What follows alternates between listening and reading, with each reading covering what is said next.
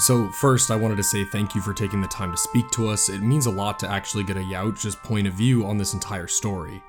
My first question, of course, is what was it like to portray the Boar Predator? It was a big thrill at the time, because I was such a big fan of the first film.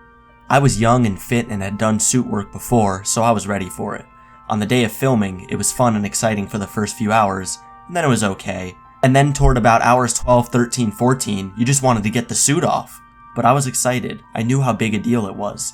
The thing that was a bit sad was that the film didn't really take off at the time. It was successful enough, but back in 1990, pre-internet, it just kind of came and went. No cult following, no special interest, it just ended. It was probably 15 or 20 years before Predator 2 really caught on and the cult grew online. And of course, the AVP films helped revive everything. But once the internet grew, the fans could all find each other and connect so much easier. I should also say that I was friends with Steve Wang, one of the designers and sculptors of the original Jungle Hunter suit at Stan Winston, so I had a lot of inside information when I walked onto that set. Yeah, I can't even imagine the excitement of actually being a Predator in a film. That must have been amazing. It's a shame stunt and suit actors don't get the love they deserve. You guys put yourself through hell to get that shot. It is really incredible to see how Predator 2 has skyrocketed in popularity. Personally, growing up, it has always been my favorite, and that's where I found this mystery. The Lost Tribe scene always fascinated me.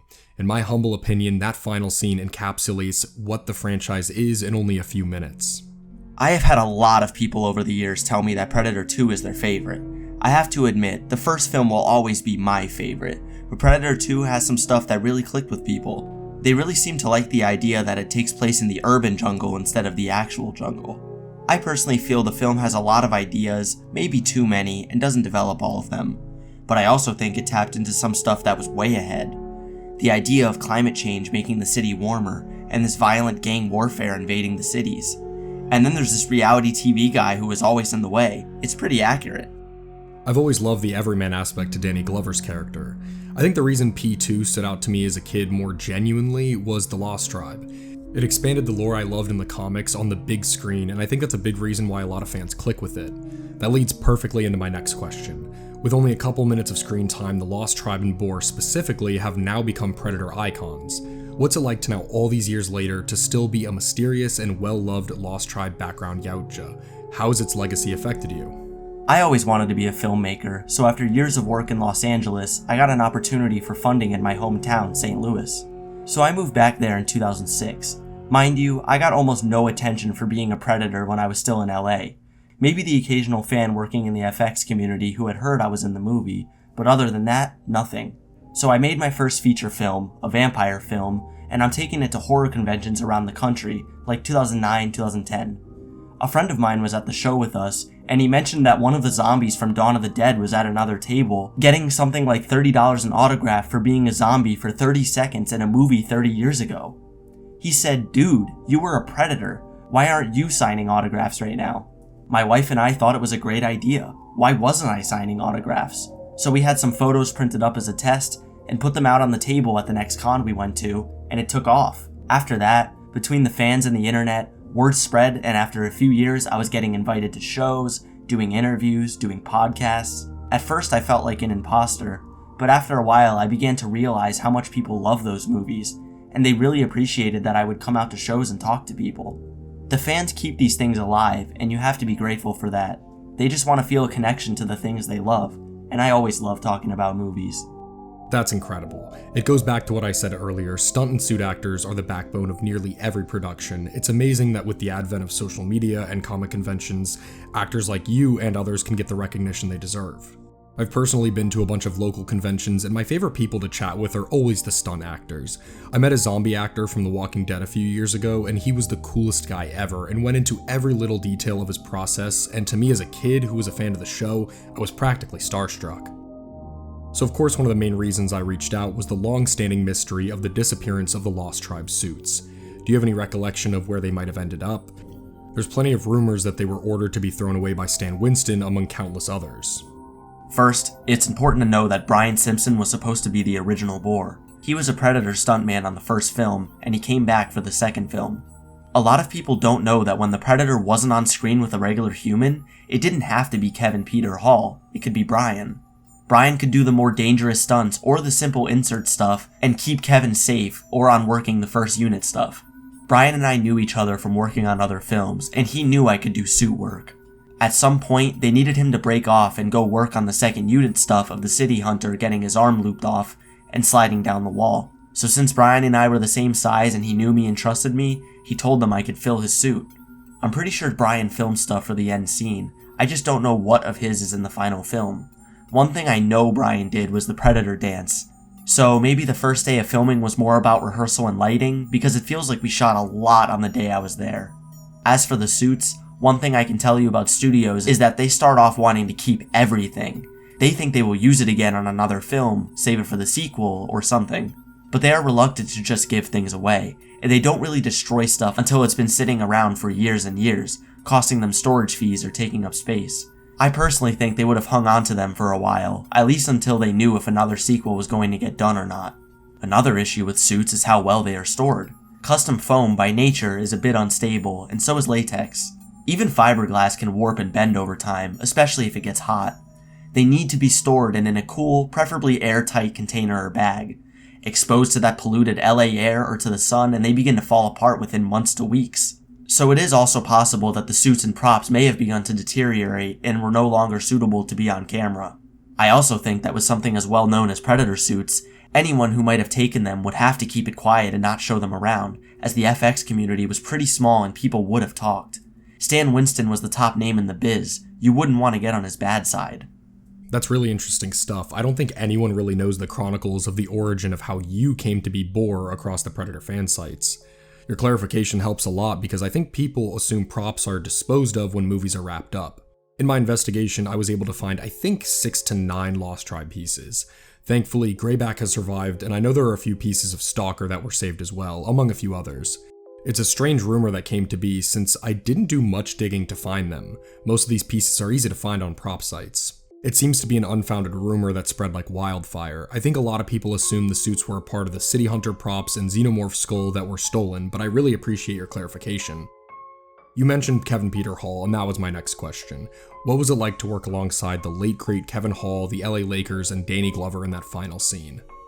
Kevin Peter Hall was the sweetest guy. He was so tall and stood out, but was still just a regular guy. I only spent a day with him, but he immediately welcomed me in, talked to me, and started to mess with me and tease me, so I knew I was part of the tribe. So, I'm not a small guy. I'm 6'1", and at the time was probably about 180 to 200 pounds. With the suit on, I probably was about 6'5", yet I was still the smallest Predator there. There was one other guy who was close to my height, and then all the rest were LA Lakers, and they just went up and got taller from there. All nice, all in awe of Kevin. They basically sat around him and just listened to him tell stories. But they were not actors. On the first take I was involved in, the director, Stephen Hopkins, called action and the Predators just kind of shuffled out into the set. I was milking it, playing it for all it was worth, but they were just kind of there. Hopkins called cut, walked onto set, and said, "Could we do it again with a bit less jive?"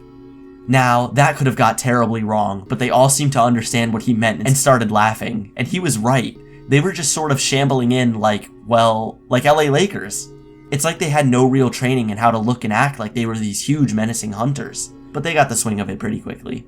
Danny was fine, but honestly, we were shooting so fast, he basically walked on set, said hello to everyone, and then we rolled.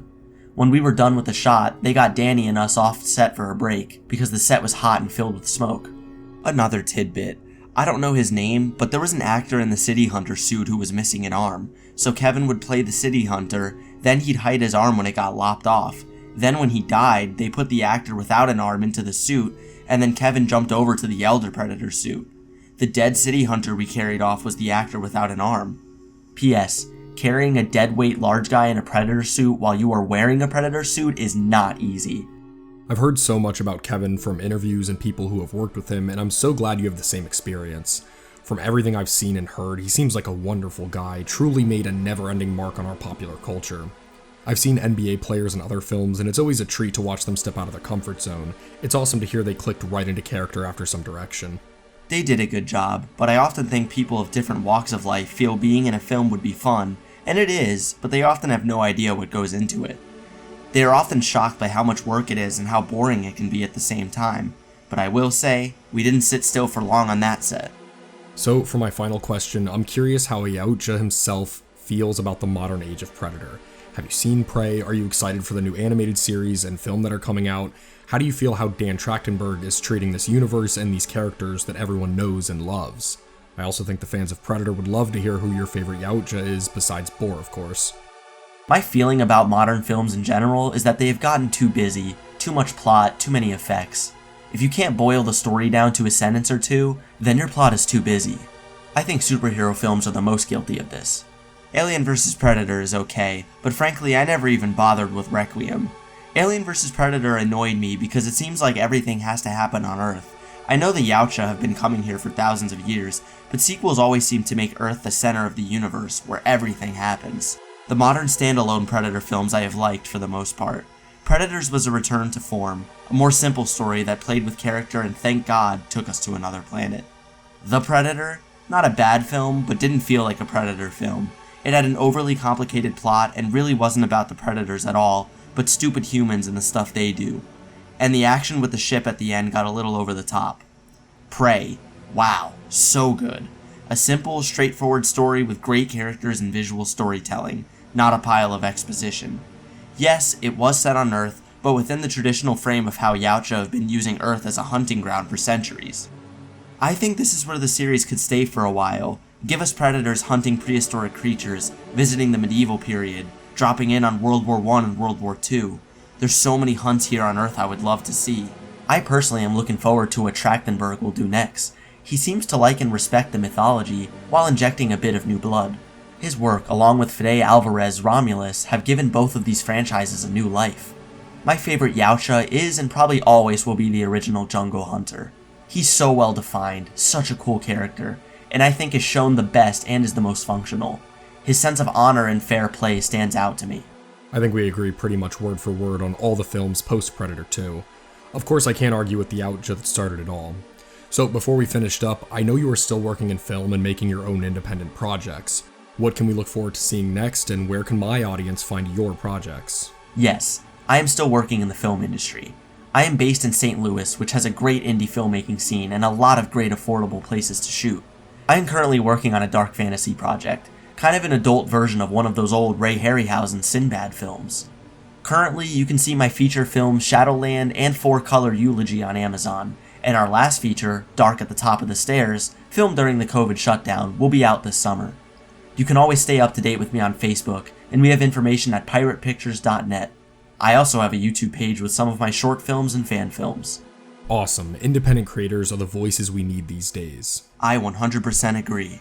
The most innovative stuff is not coming from the studios right now. And that'll conclude our interview. Thanks so much for taking the time to speak to me for this documentary. This is going to turn it up to 11.